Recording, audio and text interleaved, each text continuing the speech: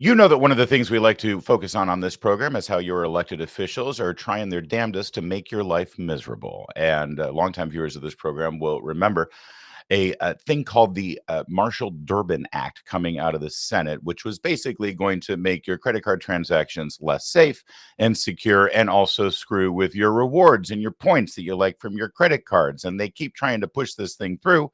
And because of your response, generally speaking, they've heard the loud message that they shouldn't touch with your credit cards and mess with these things.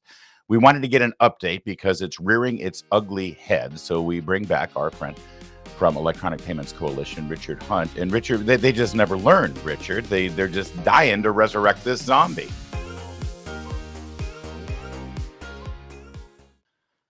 Yeah, Larry, great to be with you. They're back at it once again. Look, they know their bill cannot pass on a standalone bill.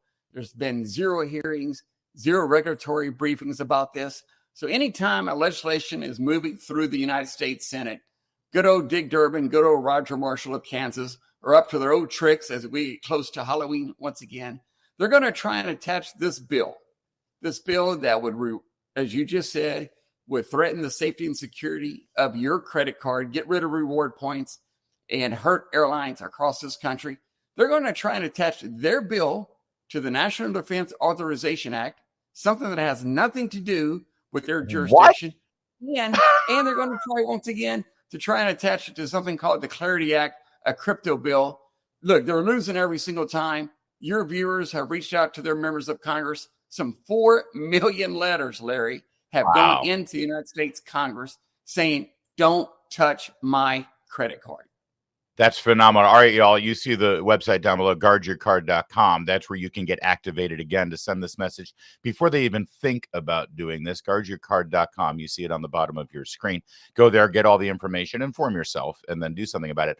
Let's walk backwards a second here, Richard, because this makes sense. First of all, it needs to be repeated. They've never had a public hearing on this. They want to pass this legislation that could endanger the security of our credit card transactions, and they have not had one public hearing. What are they afraid of, Richard? Not one public hearing, not one regulatory briefing at all. You remember Sherrod Brown, the liberal Democrat Senate banking chairman from Ohio? He just got beat for re-election.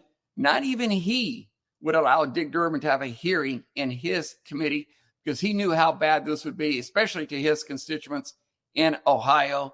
So look, nothing whatsoever. And you remember, Larry, back in 2010, Dick Durbin, without any committee hearing, any committee markup, went to the floor of the Senate and got the debit 1.0 passed that did place price controls on debit cards.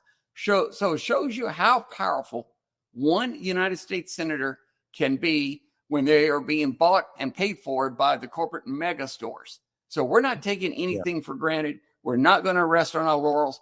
We're going to make sure that these 2 United States senators cannot go to the floor of the United States Senate at 3 o'clock in the morning and try and attach their bill onto this on behalf of the corporate mega stores. And look, the one promise, Larry, they made in 2010 is that they were going to pass the savings back to the consumers. Yeah. Did not happen. And now they're saying they're going to do the same thing again on credit cards. Like America really believes they're going to pass the so-called savings, which will threaten the security of your credit card, back to the consumers.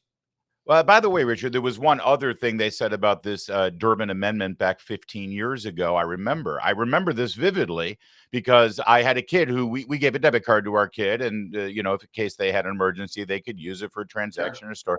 And they said, those debit cards, those are ripe for fraud. And if there's any fraud on those debit cards, they could go after the money in your bank account. It's scary when you're a parent and you hear that sort of thing. It's like, okay, well, so they claimed that this would actually crack down on debit card fraud on these transactions.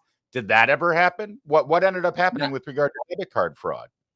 No, not a chance. And think about where the internet was back in 2010 to here in 2025. Now we have things called dark webs and dark secrets on the web. Yeah. So criminals across the globe, not just in the United States, but across the globe, each and every day try to hack in to people's financial statements, to their software programs. So we spend billions of dollars each and every year making sure your credit cards and debit cards are safe and secure. What they want to do is force companies to change the way they process credit cards and pay someone half the price to protect your data so they can make a few pennies on their end. America is much smarter than that. That's the last thing they want to happen. And they keep praising what Europe did and how interchange rates are lower there.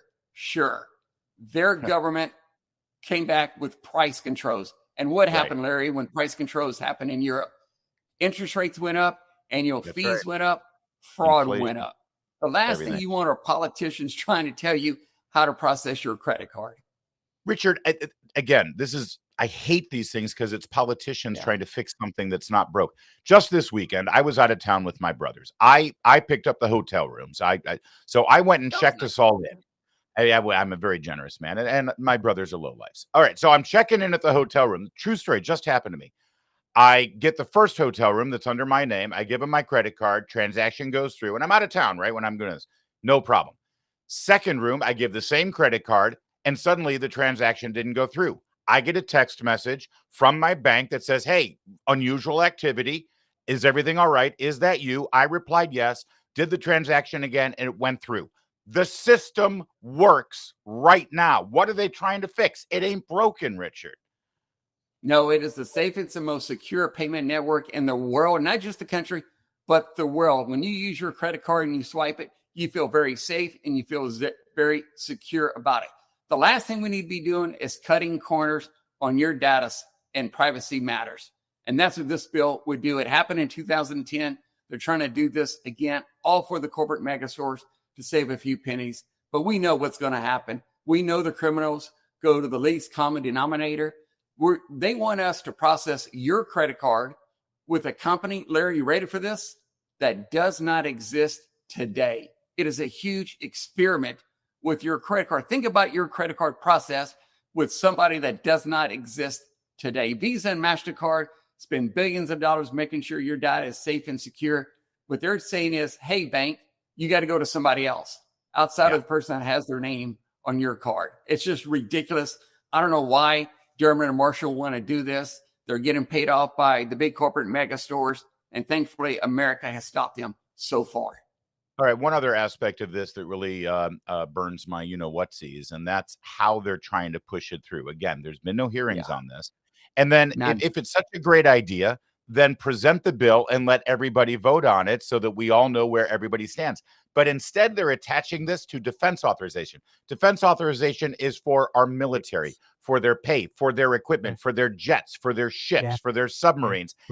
This has nothing to, what has this got to do with credit card transactions? It's called desperation. Dick Durbin is retiring at the end of this year. He's trying to throw another Hail Mary.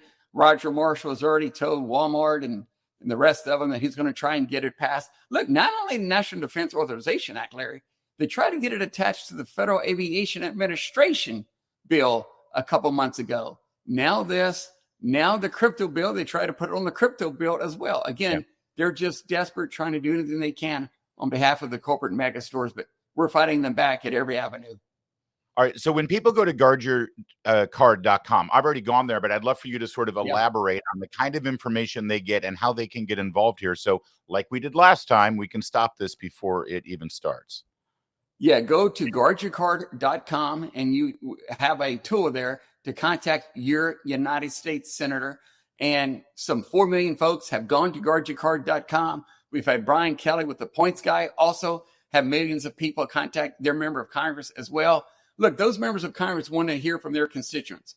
So if you are in Kansas, something like that, and you press on Roger Marshall, he's going to get a letter. He wants to hear from the constituents, just like all the other 99 senators want to do so as well. So please do that right away. Get your voice in so they can hear that you are against your credit card being processed with an unsecured, untested, experimental network. A non-existent network right now, actually. It's that ridiculous. Is correct. Already working. And the banks. Larry, the other thing, you just got a lot of miles when you went to Detroit to watch the Lions as well. So 15 million folks traveled in this United States not too long ago, last year, using miles. Think about the impact that has on tourism. You flew down. You also probably rented a car. You went to a hotel. You ate out, and you went to a football game. Think about the economic impact Reward Miles has been helping across the country, helping small businesses who rely on the credit card for safety and security, not only for recording transactions from their customer, but also these small businesses use their credit card to buy materials. They need float from time to time. I'd rather them use their credit card, now pay it off, than have to go to a payday lender. Yeah, it's a great point, and I'm a miles junkie. The way I accrue my miles now, I remind myself of those ladies who used to have the stack of coupons at the grocery store and hand them all out. That's how I am with my miles, and that's what it makes it even more despicable that these politicians tried to attach this to the FAA authorization, but considering the airlines are against it. That's so insulting. All right, so everybody, do what you can. Help us out here. And get to guardyourcard.com. You see it right there. Go there, get the information. We have a very intelligent, very informed, and very motivated audience here. And just a few emails are a click away for you right now to make sure that your elected officials respond to you. This is still our country. They're still supposed to respond to us. So make sure you do that. And just like you did last time, this became an issue. Richard, any other closing thoughts here before we wrap this up?